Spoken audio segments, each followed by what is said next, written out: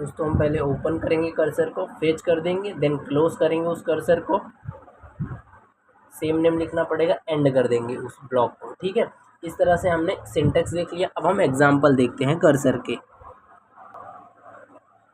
दोस्तों आज हम क्या करने वाले हैं, हम लोग एक स्टूडेंट का, हम मान लेंगे कि हमारे पास एक टेबल ऑलरेडी एग्जिस्ट है, उसमें हम लोग क्या करने वाले हैं, उस स्टूडेंट का हम लोग मार्क्स अपडेट करने वाले हैं। ठीक है, और यूज़र जो होगा उस स्टूडेंट का क्लास देगा, हमें डिवीज़न देगा, उसी डिवीज़न के स्टूडेंट का हमें मार्क्स अपडेट करना है। मान लेते हैं हमारे पास ABC करके डिवीज़न है, मुझे C डिवीज़न का मार्क्स अपडेट करवाना है, C डिवीज़न के सारे स्टूडेंट का मार्क्स अपडेट करवाना है। ठीक है, तो इस एक कैसे हम करेंगे, पहले इम्प्लीसिट में कोई स्टेप नहीं होता, PL/SQL का नॉर्मल स्टेप होता है, यानी कि मुझे डिक्लेयर करना है। ठीक है, तो डिक्लेयर करना है इसमें, फिर हम बिगिन करना होता है हमें अपने प्रोग्राम को, मुझे इसमें अपडेट करवाना है कि नहीं, तो मैं अपडेट लिख दूंगा यहाँ पर। मैंने आपको बताया था इम्प्लीसिट में DML क्वेरी चलती है, यानी इंसर्ट अपडेट डिलीट तीनों चलती है। तो अपडेट किसको करवाना है, मैं मान लेता हूँ मेरे पास टेबल जो है स्टूडेंट है। ठीक है, अपडेट करवाना है तो क्या लिखना पड़ेगा, सेट मार्क्स मुझे अपडेट करने हैं, right, equal two marks plus 5। ठीक है, मार्क्स अपडेट करवाने हैं। अच्छा रुक जाओ, अब किसके करवाने हैं, क्योंकि कंडीशन दी मैंने बोला था पहले आपको, where class equal to C, right, class मैंने दे दिया है। अब यहाँ दो वेरिएबल यूज़ किए, एक तो मैंने मार्क्स यूज़ किया, एक क्लास यूज़ किया, जिसको मुझको क्या करना पड़ेगा, डिक्लेयर करना पड़ेगा ऊपर, राइट। तो यहाँ पर मैंने, याद रखो, ये क्लास मेरा C लिया है मैंने, C मतलब यूज़र जो चाहे वो देगा। ठीक है, C मैं यूज़र से लेने वाला हूँ, तो इसीलिए मुझे C डिक्लेयर करना पड़ेगा यहाँ पर। तो C को मैं कैरेक्टर में मान लूँगा। ठीक है, और यहाँ पर मुझे एक और वेरिएबल लेना पड़ेगा मार्क्स वाला। तो मार्क्स में क्या करता हूँ, मार्क्स में क्या करूँगा, अब ये मार्क्स जो होगा स्टूडेंट के टेबल में से आएगा, यानी कि स्टूडेंट इंटीजर होने वाला है। तो इसको मैं ऐसे लिख सकता हूँ, जो मेरा स्टूडेंट है डॉट मार्क्स परसेंटेज टाइप, यानी कि जो स्टूडेंट के कॉलम का मार्क्स है वही सेम मार्क्स मैंने उसको दिए हैं, मतलब डेटा टाइप सेम उसी मार्क्स को भी दिए हैं, तो यहाँ पर ये दोनों मैच करेंगे।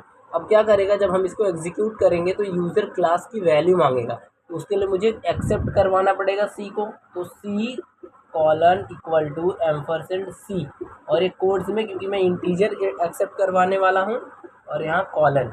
ठीक है, अब इसको मुझे प्रिंट भी करवाना पड़ेगा, तो प्रिंट करवाने के लिए हम लोग यहाँ पर PL/SQL में लिखते हैं dbms_output.put_line, और जो भी प्रिंट करवाना है उसके अंदर हमें लिखना पड़ता है। तो यहाँ पर हम लोग लिखेंगे dbms_output.put_line। ठीक है, अंदर लिख देंगे SQL under percentage row count, यानी कि मुझे जितने मेरे अपडेट हुए हैं वो सब मुझे रो दे दो, SQL अंडरस्कोर रो काउंट, वो पूरे रो को काउंट कर देगा। ठीक है, अब ब्लॉक को एंड करना है, एंड से एंड कॉलन स्लैश। ठीक है, समझ में आ गया, चलिए ठीक है। अब हम एक्सप्लिसिट में देखते हैं यही। ठीक है, तो एक्सप्लिसिट में हम मान लेते हैं हमारे पास कुछ ऐसा ही होने वाला है। ठीक है, हमें मान लेते हैं हमें कुछ प्रिंट करवाना है। अब मान लेते हैं हमारे पास एक स्टूडेंट टेबल है, उसमें से नाम और मार्क्स हमें क्या करवाना है, प्रिंट करवाना है स्टूडेंट का। ठीक है, तो बट हमें उसमें कर्सर बनाना है, तो कर्सर कैसे बनाएंगे हम लोग, पहले कर्सर में मैंने बोला था कर्सर कीवर्ड लिखते हैं, फिर कर्सर का नाम मान लेता हूँ मैं CUR देता हूँ, फिर इज लिखना पड़ता है, फिर सेलेक्ट स्टेटमेंट लिखना पड़ता है। ठीक है, सेलेक्ट लिखना पड़ेगा। अब मुझे दो चीज़ मैं बोल रहा हूँ स्टूडेंट से मुझे रिटर्न करवानी है, एक तो नाम, दूसरा मार्क्स। तो स्टूडेंट टेबल में मान लेते हैं कॉलम है नेम।